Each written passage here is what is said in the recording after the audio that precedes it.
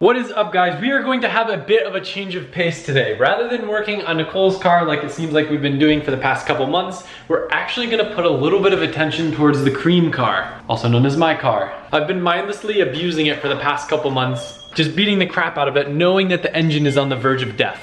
Why do I say that it's on the verge of death? Well, every time I start it up, it blows a little bit of a cloud of smoke. Also does it while I rev. I fill up about a catch can every single event that I drive, and the car just feels like it's missing power. It's missing like that torque. It's almost like it's missing compression. So what we're gonna do, we're gonna compression test the SR, which I probably should have done a long time ago. I just want a definitive answer, kind of like how healthy is this car, so I know where I want to move. And once we get those numbers, then we can talk about whether I want to make this SR more rowdy, or go to a JZ, or just keep beating the crap out of it. Who keeps texting me? It better be important, because they're interrupting my time with you guys. Nicole's family sending memes, or whatever those things are called. I already warmed the car up, so this is going to be a warm compression test, so the numbers should be pretty high, hopefully. If you're not familiar with SRs or compression tests, the ideal numbers would be around like 150, 160 across all 4 cylinders. In my case, fresh after the rebuild, it only made like 120 PSI all across the board, so it's a special motor. It's a special motor. I really don't want to pull this engine. If I pull this engine, this car is going to be out for some time, and I really don't want to miss any events. I just want to keep driving, so. The original plan was to make this SR at least last until the S15 is done, but because of switch of plans, we could very well rebuild the SR twice while waiting for the 2J. I'd be so pumped if while we were doing this, I just found like a gaping hole in some of the intercooler piping. It's like, oh, that's why my car's so slow. But I know it's not that. I need one of those fancy tools like Alberto has that just goes, zzz, zzz, zzz, zzz. Reveal the coil packs.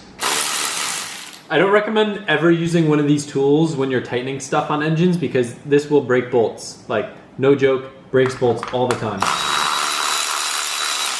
But for taking them out, it's convenient. The coil packs appear to be stuck in cylinders 1 and 2. Off to a great start. It's hard for you guys to see, but I do see a little bit of oil kind of leaking down in cylinder 4, which makes it seem like that little ring in the valve cover could probably use replacing. Go ahead and pull the plugs out. I'm not the best at diagnosing problems from looking at plugs, but I'll show you guys the plugs and you can let me know what you think. This is cylinder 2. The black, I believe, is an indicator that it's a little bit rich. Cylinder 4, same deal with this one. This one, though, for sure looks lean. I don't know what I'm talking about. Looks a little moist on 1. 2 doesn't look too bad. 3 is for sure wet down there. 4 looks pretty normal. We've got our handy compression tester here. You can rent these at like any auto parts store. Pretty universal too. All right, so we're gonna test all 4 cylinders, mainly looking for variation between them, and then we're going to pour like a teaspoon of oil in them, test it again, and that'll kind of be an indicator to us whether the rings are going bad or not, because that oil, I think, will kind of help create a better seal and allow the compression to go up, indicating that the rings are worn down. All right, let's do this.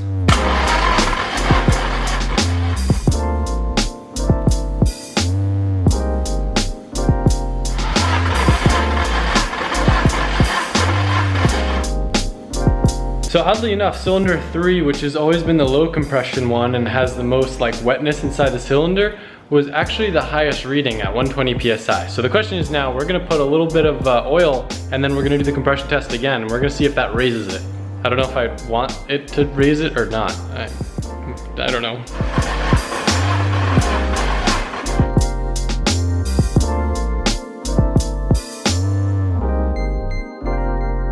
So that compression test really didn't tell me anything that I didn't already know. So the rings are definitely worn, 10 PSI of a variance. Who knows like how bad that actually is? Like, did the oil actually get all around the cylinder? Did it sit on top? It's really hard to say, but the rings are wearing. But my issue is there's kind of like 3 different courses of action I can take, or maybe even 4. There's kind of like 2 decisions I'm leaning towards, but I want to kind of hear your guys' input. In case you don't know, I do read all the comments. I receive all the feedback that you give me. A lot of things that you tell me that I do wrong on these cars unknowingly, I do end up fixing because of your helpful advice. So I like to include you guys kind of in the decisions that I make with my cars, because the collective knowledge of a few million people, or should I say a few 100,000 is probably the amount that'll watch this video, is a lot better than the knowledge of one very inexperienced person.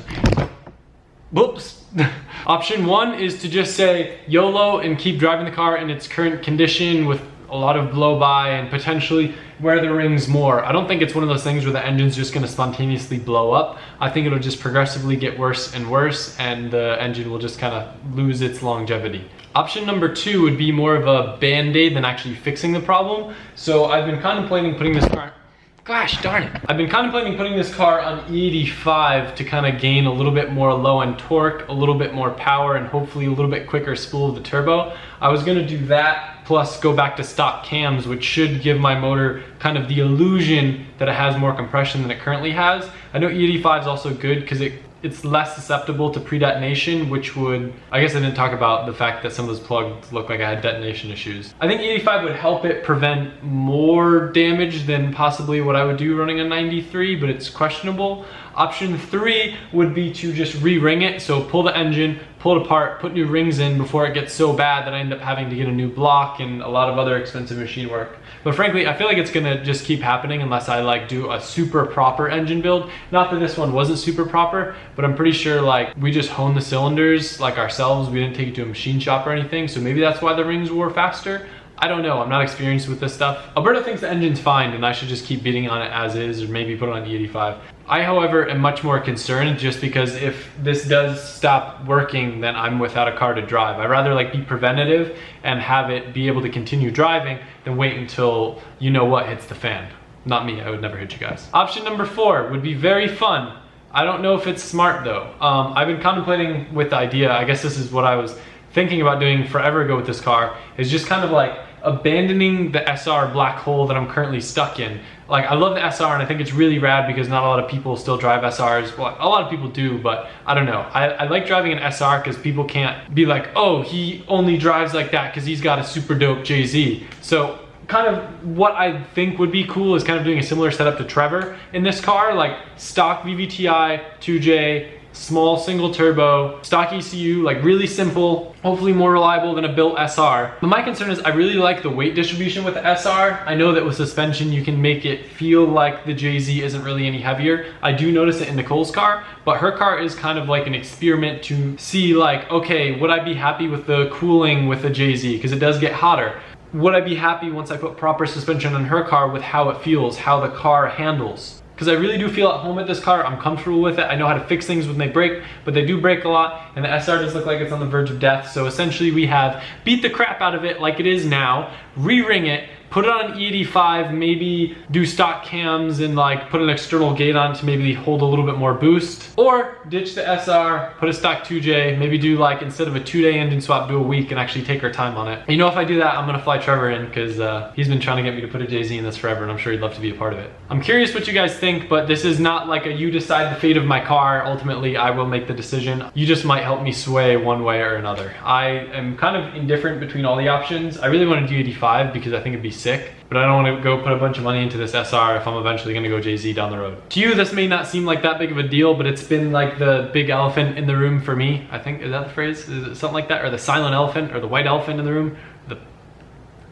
pink elephant? I don't know how you say it. Definitely not the pink elephant because that would stand out. But I've just been like procrastinating compression testing this and actually talking about what I'm gonna do because I don't wanna do anything to it because I just want it to work and I want it to work. And if I don't address the problem, then there is no problem, but there actually is a problem. I just don't wanna keep working on cars. I wanna drive them. And I know that's not possible. If you've been a subscriber for a while, you'll understand that my decisions are all based around drive time, like rebuilding this engine while the JZ was getting built. Oh, if you're gonna ask why I'm not putting the 3.4 JZ in this, I think that it'll be inherently less reliable than a stock 2J. And no matter how much resources I put towards the S15, that's still not gonna be done until like early next year because that is a very time intensive build.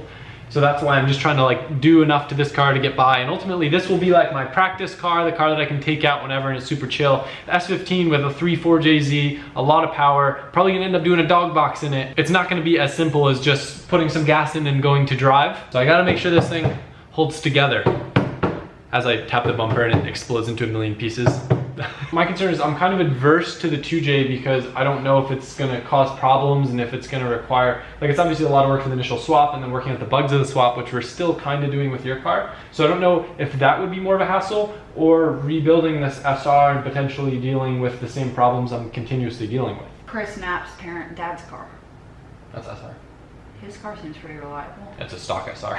I just feel like whatever stock you is key. That's what I'm saying. Whatever you need to do needs to be stock. Yeah, I know. But if you had TJ, it'd be stock This is right? the lesson of Ebisu, is keep things stock and keep them reliable. Because once you open up the magical internals of an engine assembled by a very nice factory, it's never going to be the same. Unless if you spend $1 million having it rebuilt professionally. So can you do a stock SR or a stock 2J? Stock SR isn't gonna, like, I won't be happy with it for power goals. Even like on the E85, I think that after having a built SR, I couldn't go back to a stock SR. So it's like stock 2J or like. I mean, Trevor's stock 2J is really reliable, but is it gonna be too fast?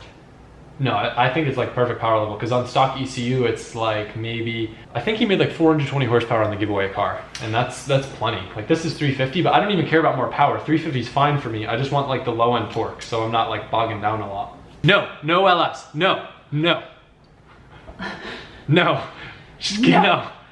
I say there is the option of a 1J too, but my feelings with the, well no, my feelings with the 1J, they sound sick and it'd be rad to put it in, but after going through all the effort, I think I'd just rather do a 2J. I got it. I don't know what the cooling difference is between a 1J and a 2J, like which creates more heat, but I would think that putting the same amount of power out of a 2J comparatively to a 1J, the 2J would make less heat. You're gonna say you should do a 1.5J. No, I'm not. Oh. What? I mean, you could. Yeah. No, I was gonna say. It's just complicated. We get back the day before Thanksgiving from Japan. Okay. The weekend after Thanksgiving. Trevor flies down, and you guys put a stock 2J in. Well, that's one of the options. No, that's the answer. Why? Because. What if I don't like it? You like Trevor's car, and it's super reliable. Yeah, but I don't know if, like, I really like how my car's balanced weight-wise. That's what I'm concerned about. Don't you like my car? No. Just too picky. Well, I think it's possible to make it feel better with suspension. Stock 2J. My other concern, because I've never, like, I want to drive your car now how it is and just beat the crap out of it and see if the temps stay down. Okay. Because I'm concerned that, like, SRs produce less heat, they're aluminum. Nicole says stock 2J. I don't know what I think. Do the poll. Alright, so Nicole is actually filming her first makeup video. Look at her all YouTubing, set up with the camera and everything. Oh yeah. What? Hey, it's also just on the box. It's also just like a life update, where have I been video. Okay, so while she's doing that, I'm gonna go hang out with Alberto. We're actually gonna go to a drag race. They're doing some sort of import night where he said there'd be really sick 2Js. So we're gonna go and we're gonna dream about 2Js and maybe you can even get input on your decision if you should go stock 2J or stock SR. That's a good point. I don't know. I feel like me and Alberto hang out a lot when we're actually doing stuff. We never just hang out, so it should be fun and chill for once. Ooh, that wide body's looking sick.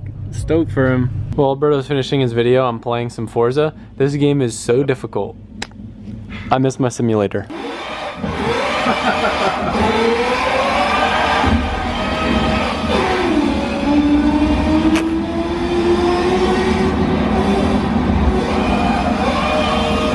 Are you really doing that? I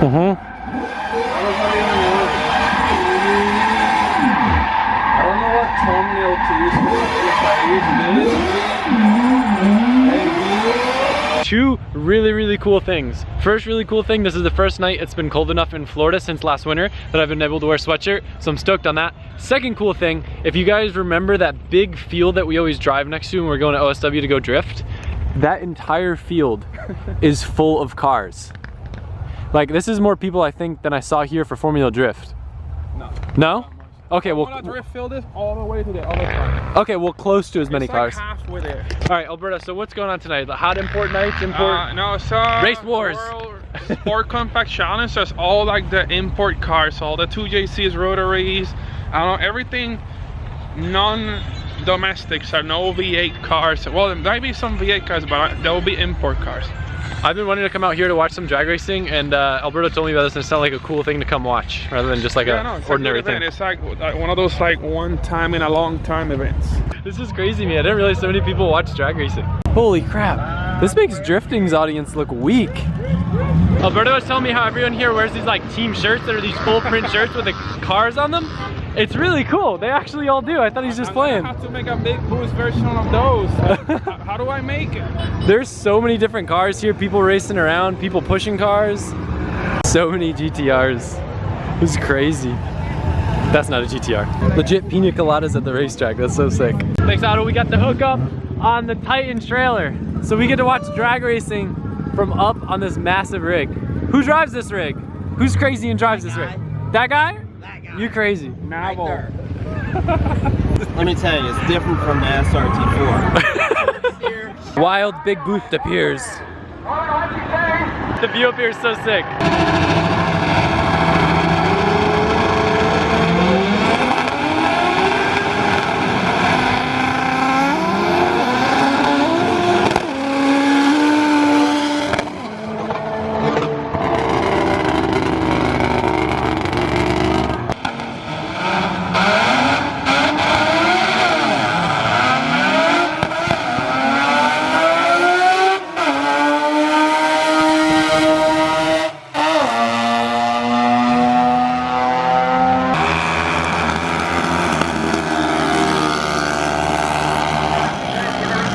All the cars are over, so now they're just racing scooters.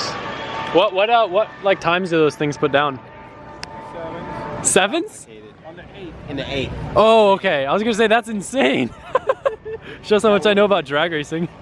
Thank you, Big Boost, for my first drag racing experience. I actually took my BMW in the drag strip. That's in one of my old day in the lives, but this is definitely an experience, just with kind of like the vibes and big event. And it's really even cool. though we got kind of late, so all the like best cars were not running at the moment, but it was still pretty good. It's cool because we both live really close to here, so if there's ever anything going on, like we really have no excuse not to go. Goes on the whole weekend, yet we're still not going tomorrow. Well, we have significant others that we have to deal with. Alberto has to go to the beach. I said deal with, and that's gonna bite me in the back. I do not mean deal with, to enjoy the presence with. That's just not good wording, not good husband wording, right, Alberto? I didn't understand half of what happened. Now it's like, Hey, Nicole. Hey, baby. You're on my vlog. Okay. Say hi. I have a question. Hi. So we're gonna bounce back to the whole discussion about the 2J and the SR and my car. So I asked input from one of my favorite people in the world, aka Trevor, aka Motion Auto TV, aka Young Sanders Supreme, aka 50 Shades of Primer. His suggestion was that I put the SR in E85, I'll be happy with the power, it'll make it feel like the engine's a little bit healthier, may potentially keep the engine safer too. I know on E85 it does run a little bit cooler. I spoke with Dishworks and I think they're gonna help me out with some E85 compatible fueling stuff. And then in the meantime, while I use my SR and it may be on its limb of death, who knows, I'll start piecing together a 2J swap so we won't run into the issue that we had with Nicole's car where I'm spending a bunch of money overnighting parts. And I guess worst case scenario, the SR lives forever. Sometimes when you expect things to blow up and you try to make them blow up, they don't blow up. So maybe it'll be the best case scenario and I'll just have a sweet 2J swap sitting around that if we ever need for something, we got it. So. What do you think of that plan, Nicole? I think your SR is a time bomb. Nicole doesn't like SRs. She had bad luck, if you guys don't remember. I don't know, I'm kind of sad though about you changing it because it's not going to sound the same. I know, 2Js sound really cool, but I am with you. I like the SR and I'm really happy with it. I just don't have the patience for it. Then there is also the thought too, like if we want to go down a whole nother process, I do have that rad S15 SR that's a notch top with variable valve timing, which would be super rad and I'd probably spool way quicker and I'd probably be happier with it. But the issue is then that's a stock SR and it's like kind of iffy, so I would probably want to build that, and then that's building another SR or like stock, and I don't know, I could have this discussion forever. But anyway, thank you guys for listening to me ramble on and off. I had a lot of fun at the drag. Is that what you call it? I went to the drag. I don't think that's what you call it. Okay, the drag strip, the drag racing. I really want to take our cars to the drag strip and do like a battle of all the cars versus each other and kind of see what times they put down, what car beats what, etc. So maybe I'll make that happen sometime in the future. I just know it's really expensive to rent the drag strip. But thank you guys so much. No, she doesn't have anything to say, so maybe she'll have something to say tomorrow. Thank you guys. Bye.